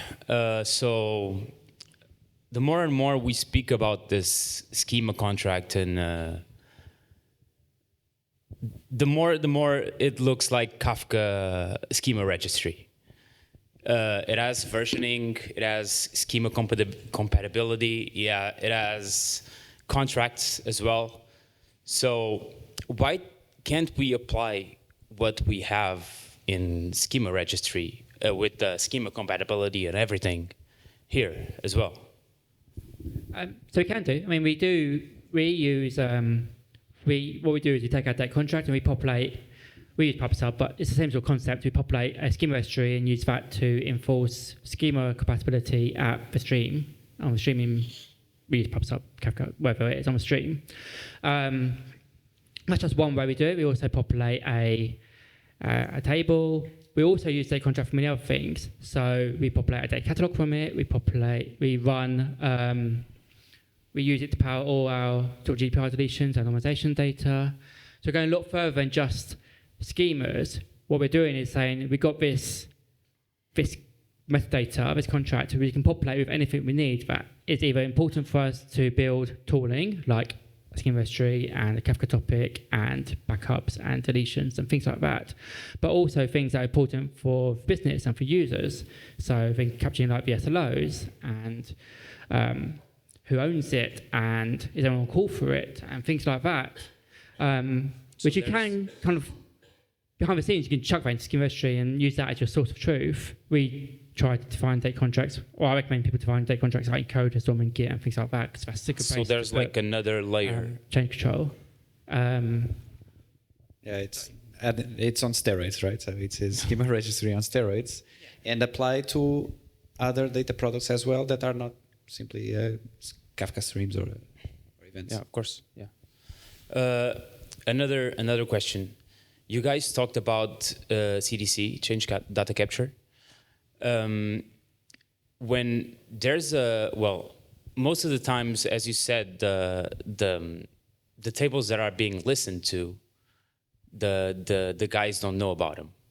But if they do know about it, it can be like a data product, no? And if they changed it, they can be liable for it, right?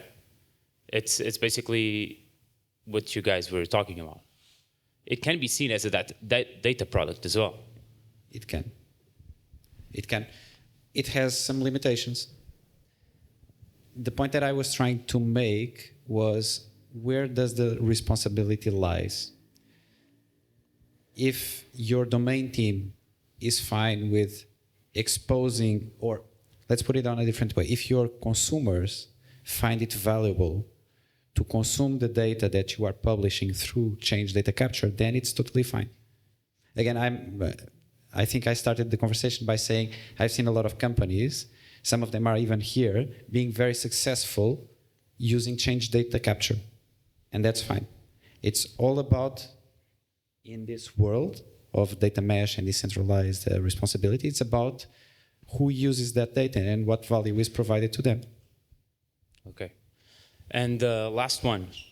What was basically the solution that you guys found for not using change data capture? So it's built around data contracts, the idea of like, you define a data contract, that creates all the interfaces, the tables in that data warehouse, and then you, as a software engineering team, write data to that data contract, to those interfaces, to the stream or the BigQuery table in our case, or normally both. And then we provide them various different libraries and patterns to help them write data to that interface in a performant and reliable way. So sometimes they just write directly to, in our case, PubSub, directly to that, and that's fine for the performance requirements that it has, and for the kind of quality requirements, like how accurate does it need to be, what happens if we lose events, maybe it doesn't need to hold all events, and that's kind of fine. For other use cases where you need to make sure that the events you're sending downstream match exactly what's in your transactional database, then you need to use other patterns that guarantee that provide transactional guarantees, and that's patterns like the outbox, or another one we use a bit is called like the listen to yourself pattern, which is, there's various patterns around, but all software engineering patterns. They're not new for data contracts or data or anything like that. They've been around for a long time. We're just we as an enabling team provide the right tooling to make it easy for software engineers to do that. To make provide data the way we want it provided. Okay, thank you. Okay, there will be another section by the end so that you can ask more questions. So now we are going to move more towards incentives and data sharing among data producers and consumers. So the first question would then be, when data consumers bring requirements and describe them to data producers, how are the data producers incentivized and financed to produce faster or better quality data that meet those requirements? For example, imagine that a consumer requires that a data product has a shorter timeliness of data availability, for example.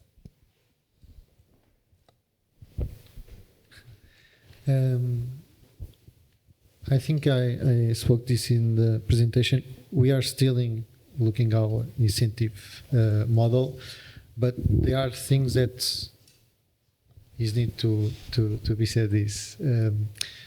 We divide domains, data into domains, and the domains have responsibilities. We have boundaries in between domains. So is responsible on a domain and some domain level to own the responsibility of some concepts, and more than data, that, like Antonio already said, is the concept. So if we need something, there are a domain that have this responsibility to define and deliver this information. So even if they don't like very much, or it can be changed. It can be a challenge because the roadmap and what is the impact, but what probably domain or subdomain or data product owner do is to implement this. I have this impact on my roadmap, and in the end, probably they escalate the problem and have to see what is the prioritization. But they are responsibilities in our organization. Okay, it's not all I want to do this and I only do what I want.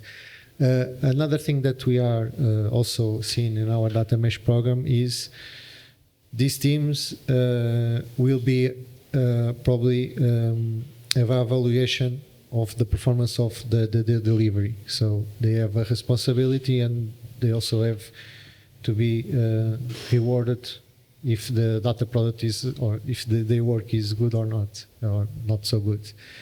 But as I said, we are trying to see another things like NOS currency. So they give some awards for the teams that have best data products in terms of quality. Okay. So I want to comment on top of that, because I think there are a lot of good ideas, good theoretical ideas to create these incentives. But to be a little bit of a pessimist, I don't really think they will work. I think this just works when people are, they have the intrinsic incentive to build it. So if I need to change a data product in order to make it faster, in order to make it deliver twice a day instead of once a day, then I should go and do it. So I should have the power to do it. And the fact that we create concepts and teams that, so we aligned the idea that someone can go and help the team do it, or can go and do that is probably a better incentive than anything else, because in the end, this intrinsic incentive is very important. Yeah, let me talk about it. Yeah, for example, in Oslo, we are promoting this. So we have repository codes in GitHub. They are public in our organization, and you can try to help the other team, but depends on the team that because you have a need, you go to change the data product, but the responsibility is the data product team, so they are responsible for your change. So I believe that we can promote the help, but the incentives for the data product team, we have to work on that because of this. But I repeat, we are an organization and we have responsibilities. This is not, we have to treat it as a data product, but it's our company, all right? We not define what is the roadmap by ourselves, okay? Yeah. So just to comment on that, I think I mentioned it early. It's about moving from this mindset of I'm focusing on my domain and my performance and solving my own problems to being assessed or being perceived as valuable by the outcome that I generate, which might mean that I need to change my data product so that the other team can add its value on top of it. So let's imagine I'm owning a user's table and some other team needs to build a recommendation system on top of it. But in order to build that recommendation system, I need to make my table more frequently up to date. So I need to do it. I actually need to do it. Yeah, my table is fine. My table represents the reality once a day. But if that recommendation system needs to be updated, I don't know, 10 times a day, then I need to have the incentive. I need to be assessed. My value needs to be assessed by the value that I bring to the company by enabling that team. And this is the organizational challenge, the organizational change that needs to happen. This concept also brings something else to mind. So within this paradigm, nothing prevents you from just building another data product that answers to your, right? So within this context, because you don't have to wait for a centralized IT team to build this new data product, you can just say, okay, so that data product does not serve me. I can create a new one. This is a thing that Data Mesh promotes, okay? But you have to align with your subdomain and domain owner, because this data product is, or the concepts that are in data product is responsible in a domain area. So, but yeah, and I believe that probably sometimes in the future we have to have a more governance team that are trying to optimize how we are using data mesh, because probably some point of our life we will see maybe we can join this data product with data product and reduce some costs. Okay. yeah, it's possible. Let me challenge what you just said, because it comes with this problem, right? So if you start duplicating the amount of data products that you have just because you need to add one column that, by the way, it's not your responsibility because it does not belong to your domain, and you are not adding any sort of value that comes from your domain, then you should not be doing that. It's about ownership, it's about governance. If it's a problem of that domain, then they should be the ones doing that, updating their data products so that you can work with the updated data product. You should not create another one. That regarding time to market, maybe his approach is faster. That's the issue. It might be. It's also called technical debt. And in software engineering, yes, you have the same problem, right? Sometimes you need the product domain team A to do something for you to release your product feature in domain B. And you need to align. There are ways of working that will enforce or will promote this sort of collaboration where you go there and you update their code and then there is some sort of peer review, whatever. So the organization also needs to find ways to be more agile. And sometimes technical debt is fine as long as you deal with it, as you know how to deal with it. Duplicating a data product that is not in the scope of your domain, that you are not adding any value coming from your own domain, for me, and I'm very happy to be challenged, for me is technical debt, is the definition of technical debt. Yeah, so the first challenge is the your domain, because this is a bias I have, but I'm continuously thinking about themes that are cross domains. So they work on multiple domains because that's the nature of the problems they're trying to solve. So they can add some value on that. And I fully agree, the easiest one would be to go there and change the code. But I mean, as you all said, then I'm going to change something that is the responsibility of other people. As technical debt, I think this is one that we can accept for a short period of time. And sometimes what we can get from this is that we have a view of two data products, and as time goes by, in the subdomain or domain or wherever, you need to sit down and say, how can we merge this? How can we make this cost less and more efficient, I think. How do you pay that technical debt? But I also said that there are ways of working that you can promote, that you can find with your managers, with your leaders, in order to contribute to someone else's code. It's done in software engineering many, many years ago. So you have the two ways, and both need to be managed. Yeah, agree. On these, along these lines, in the MLOps atmosphere, we see a lot platform appearing throughout the atmosphere, which is a feature store that has a lot of several very good advantages. Breaking down labyrinth pipelines of feature engineering code, avoiding train serve skew, guaranteeing data quality in those features. However, on the other side, and also another very good selling point is the acceleration it can give, since you do not need to implement that code, you can just consume those features and build your models out of the box. However, on the other side, we see teams building very consumer-aligned features to their use case without really worrying about the reuse of those features, for example, to a feature store to be shared. So the question is really what might be missing to facilitate feature reuse across teams, or is really feature reuse difficult to achieve? Well, because you talk about MLOps, I'm going to talk about the machine learning perspective here. So features are sometimes hard to reuse. That's a reality. So if I'm building a recommender systems for books in the Kindle, that the features I'm using are completely different for the features in Spotify.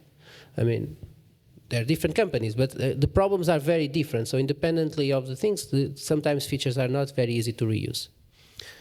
And the other time, I mean, sometimes people are just not in the right frame of mind. So what they are thinking is, I need to solve my problem, And then the tools that they have, even the tools are not the right ones. So if you have the correct platform for them to build a data product and share their product to the other teams that is easy to use, I mean, I do think people are going to reuse it.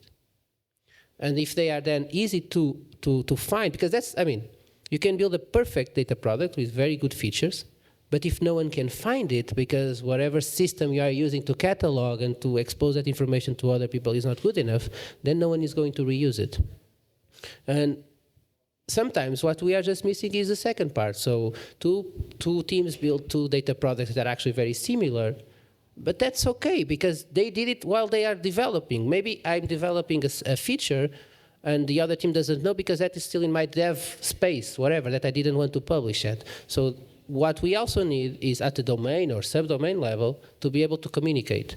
If we can actually do it sooner, it's better than later. But I mean, that's always, it has also to do with how is the organization organized, how it's thinking, what is philosophy, how it's mature in terms of data. Yeah, you describe a problem of culture, and yeah, I think it's a growth of how we work in data, and yeah, I agree with you. With this domain and subdomain is this the reason that I think this is important to start to define in the early stages. Like a software, we can build a microservice to a specific problem. Sometimes with, and that is the same, with sometimes with hard-coded features or variables. But if we discuss in a more domain area, maybe we start to find how this is useful for other teams and start to build a more larger or abstract service or a data product that can be reused. I think the feature store comes now and there are much talk about the feature store, and I think is important. But in terms of data mesh, in my opinion, this is a way of publish data, or is a more type, one more type of interface of data. So, it not collide with the definition of data mesh. What we have to do is, in the feature, in the tables, in APIs, start talking more or define the concepts, the business concepts, and try to see if we can reutilize what we done. And sometimes. Probably we have some things that are specific for our use case because they have more performance or because is have less cost to implementing this way, and for apps in the future we can evolve for other things. Nothing to add. So to wrap up, can you share a key lesson learned from your experience regarding a success factor for ensuring a smooth transition to a data mesh? You want me to start? Okay. No, so the main takeaway, I would say, or the main thing that I would like to share is that, again, data mesh is not a technical problem. It's more of an organizational change, an organizational challenge, and should be addressed as one. Meaning, it should have a clear transformation roadmap. It should have sponsorship. It should have leadership involved. That's the main message.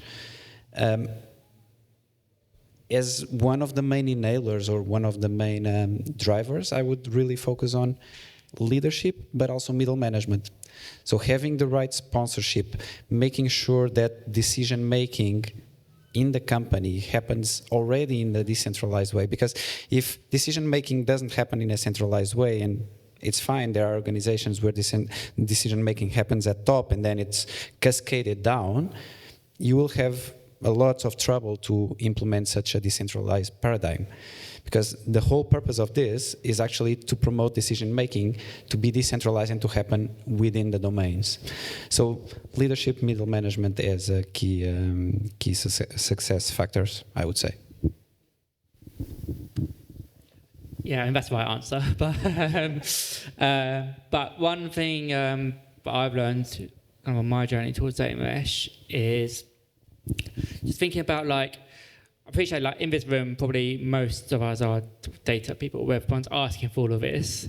And people not in this room are people we're asking to do a bit more, the software engineers, the product teams.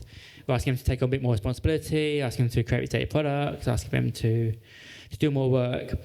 So I think there's a few things that I think we need to be very good at articulating value we're producing if we want to get this done. Otherwise, why would they do it? Why would it get prioritized? What's the incentive? But also, like, if you're building tooling for them to create data products, then work with them on that. Speak to them about like what should it look like. Help them get them involved in the solution design. So they feel like they're part of this journey as well. They kind of take ownership of a solution. They kind of take ownership of a problem. Software engineers love solving problems, but not causing their problems on purpose. They just don't really know. So have a lot of empathy. Talk to software engineers. Design solutions with them. Work with them on like MVPs. You mentioned MVPs. Work with them on that. So I've bought into data mesh as you are as data folk. So, I mean, you already talked about the most important one. I think the leadership and the fact that this is not just a technical problem, but it's mostly not a technical problem. So the first thing is really to change the way we see what we produce today. We are not just producing data to someone else to use. There's need to be an understanding from the CEO to whatever middle management we talk about, where the value is. Given this answer already, I think the other thing you need to take care about is the platform. Because if you make it hard for people to share and to build, then it's never going to happen. Because it's already hard enough for me to think about building something for others to use, and if it's hard just to build it for its own and share it, then it's never going to happen.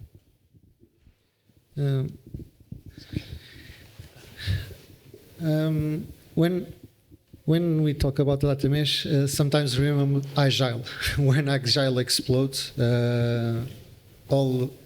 many companies start to talk about Agile, how we implement Agile, and as we are talking here, is a cultural change, and we need sponsor of leadership. It's not only a technical or a transformation or have a defined plan to implement this kind of transformations in a company. We have to adapt something. It's not a methodology, or I think it's not a framework, a methodology that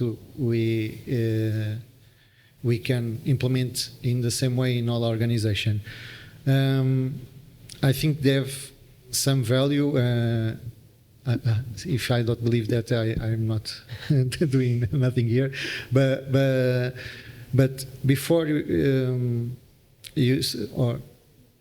it's important to know the challenge and the goals that we want to achieve, because in some cases probably data mesh is not the best solution for the organization, or maybe is in the future, but you have to build some maturity in the company, okay? But yeah, define the goals and see this is a cultural change and not a technical change like the rest of the panel said. Yeah, just one more thing to wrap up. I think you mentioned smooth transition. I never seen that. Thank you. Thank you, the panel. Thank you as well, the audience, for coming here today. Thank you.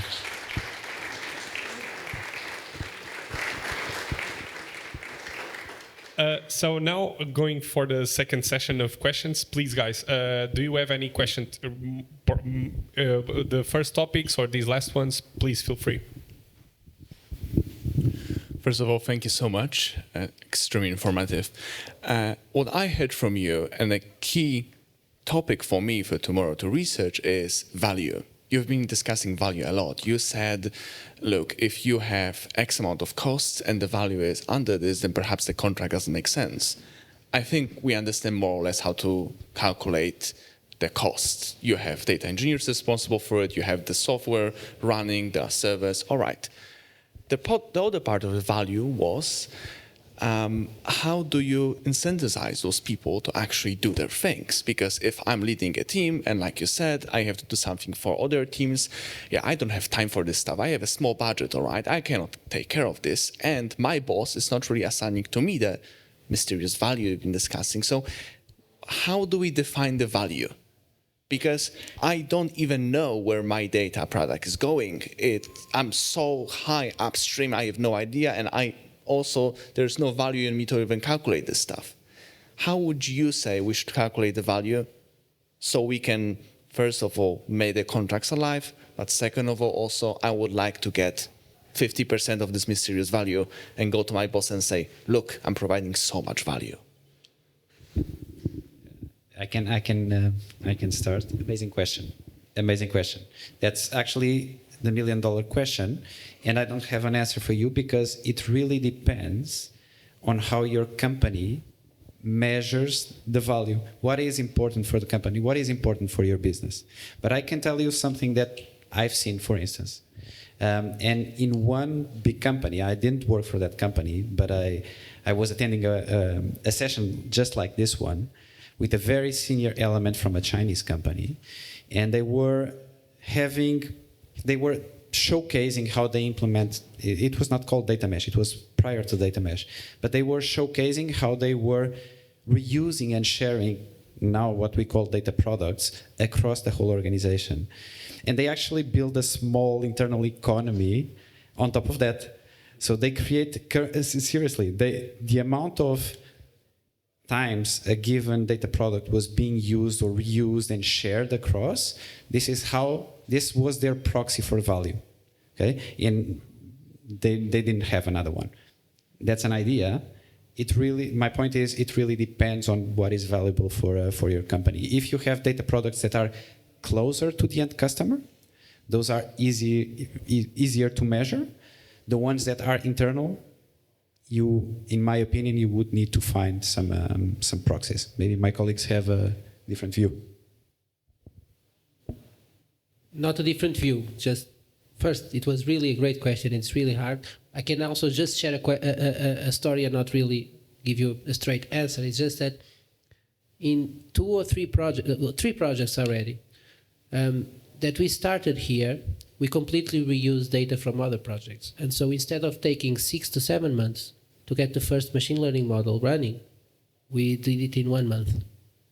That's measurable, right? So I can measure the cost of that team in months and say to my boss, see, because we made that other product shareable and easy to use, now we could build this project faster.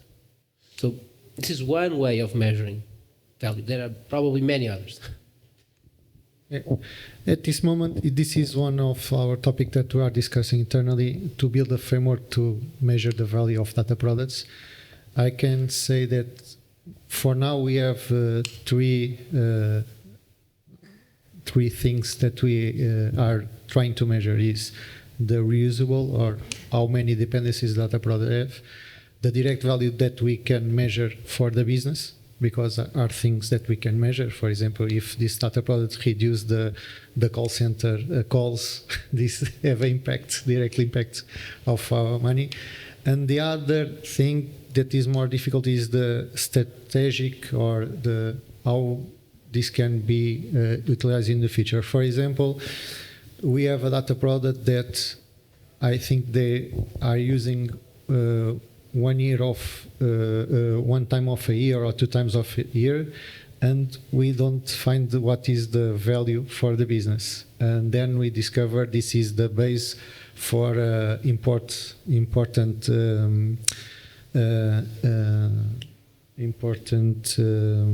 dashboard for our board, for our CEO, to take the strategic decisions for the company. So this as a high value of for strategic. So we're trying to define these 3 vectors to measure, but probably in the future we have to see if this is sufficient, or if we have another vectors to measure.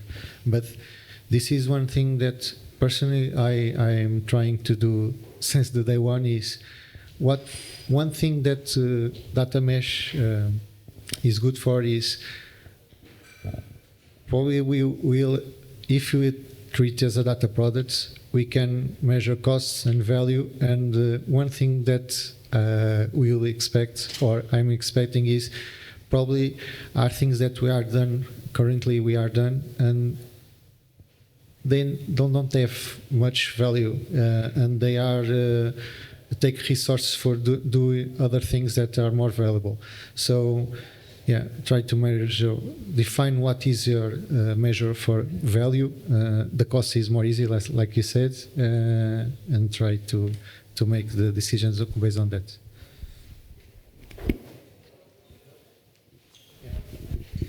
Thank you so much.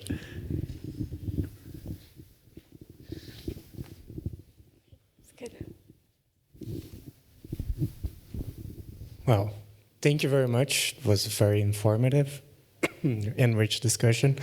So my question goes more into the aspect of the value.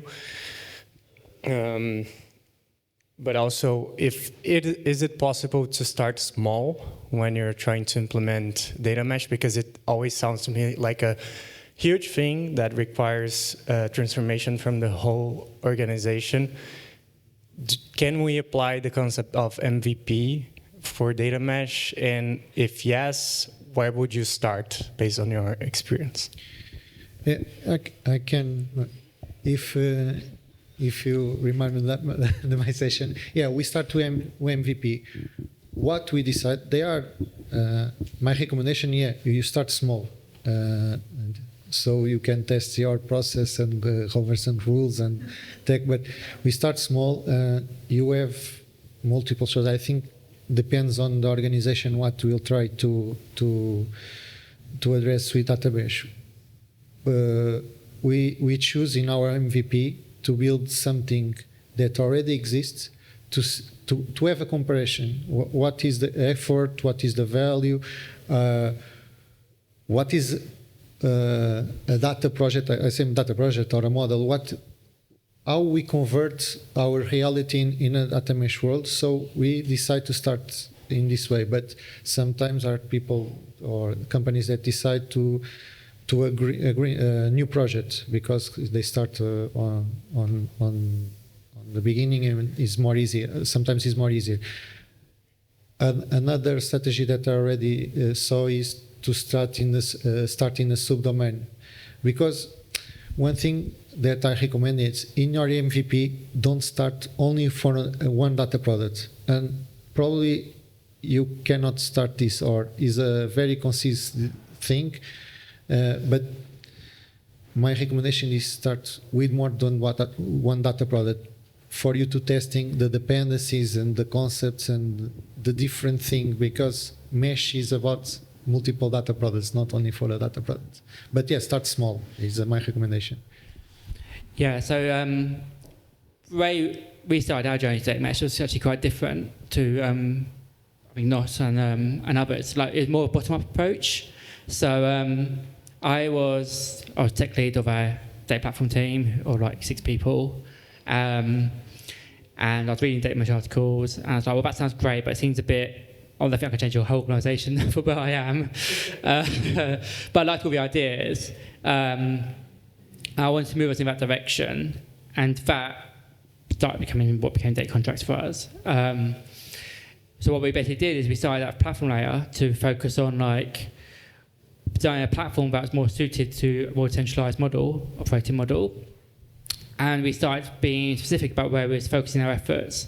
So I already kind of mentioned a bit about like the things that were valuable to us at the time as a company was improving the stability of our data applications. So the actual value producing data thing at the end. So that's like a model that ends up producing some perhaps a product feature or some internal process that, if you don't know GoCardless, we're like a fintech payments company. So there's a lot of internal processes driven by data that are very important, but can't fail because otherwise we have to tell that bad things happen. So really we were focused on improving stability, and we're like, well, if you want this to be stable down here, we need to fix things at the source and make it more stable and better quality. And we're going to provide some tooling, minimal tooling, to help you do that. And then we've done some MFPs, and we worked with teams where we tracked metrics that were of instance created by these certain data sets or by these downstream applications of that data set. We said, okay, we want to reduce the amount of instance here. Let's take a different approach to how we're generating data and how we are who's responsible for which parts. And we're saying, as a product team, you need to take responsibility for this data for these reasons. Here's some tooling we're thinking we can build to help you do that. Why don't you work with us on that? Tell us what you think we should do to solve that problem. And then together we start solving those problems. And it just kind of rolled from there, really. More of those that were successful. We demonstrated a metric for that value, which for us was reduced instance. Did it a few more times, and then it started getting buy-in from higher ups and became a transformation project, spanning sort of more years rather than just individual MVPs. So yeah, bottom-up approach for us, it worked just fine. Yeah, and the good thing about your approach is that it becomes organic. Yeah. Rather, and the challenge that I see with the MVP approach is that if you don't have a clear strategy to go beyond the MVP, then it can become a mess, because out of a sudden you have small data products in one domain, but what's next? Who is using them? How do you move from there? Yeah, an example about how it became organic for us, I was in a meeting with some software engineers a few weeks back, people I hadn't really met before, and they were just talking about data contracts and some data sets they had to produce. And they managed to phrase it better than I did. They were like, oh, I see, so we're moving towards passive data publication rather than intentional data publication rather than passive.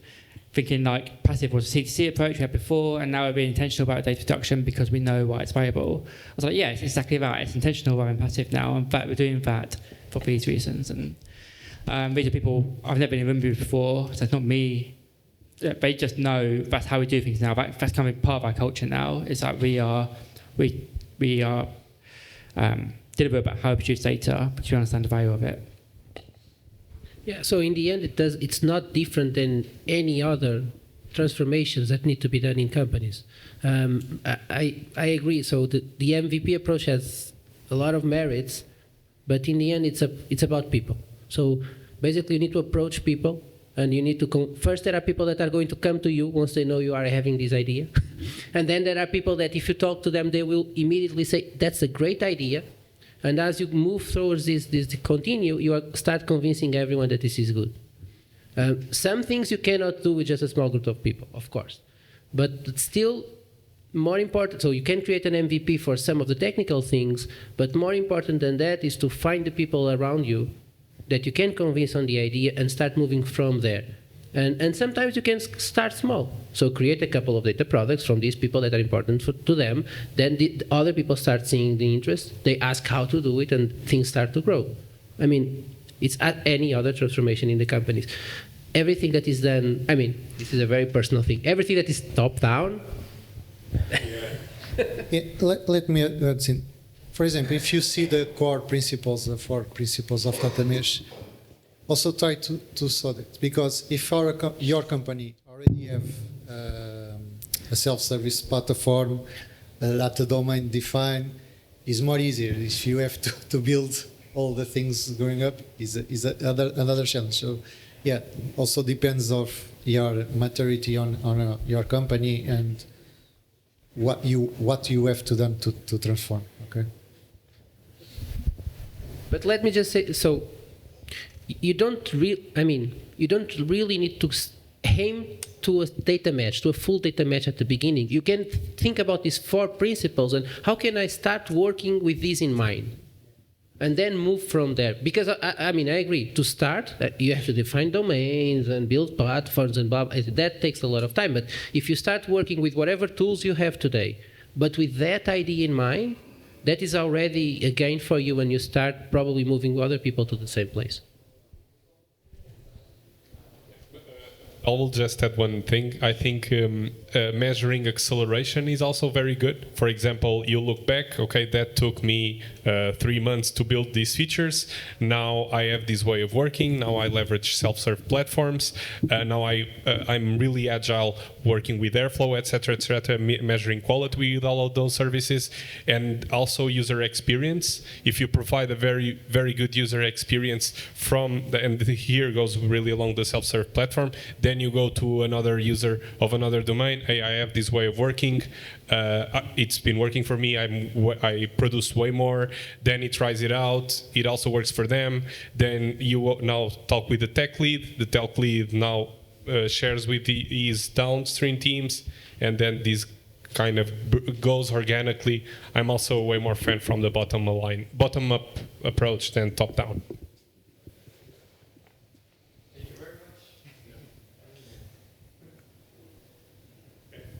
Questions? Or okay, we're good. So I've heard there are some pizza, right?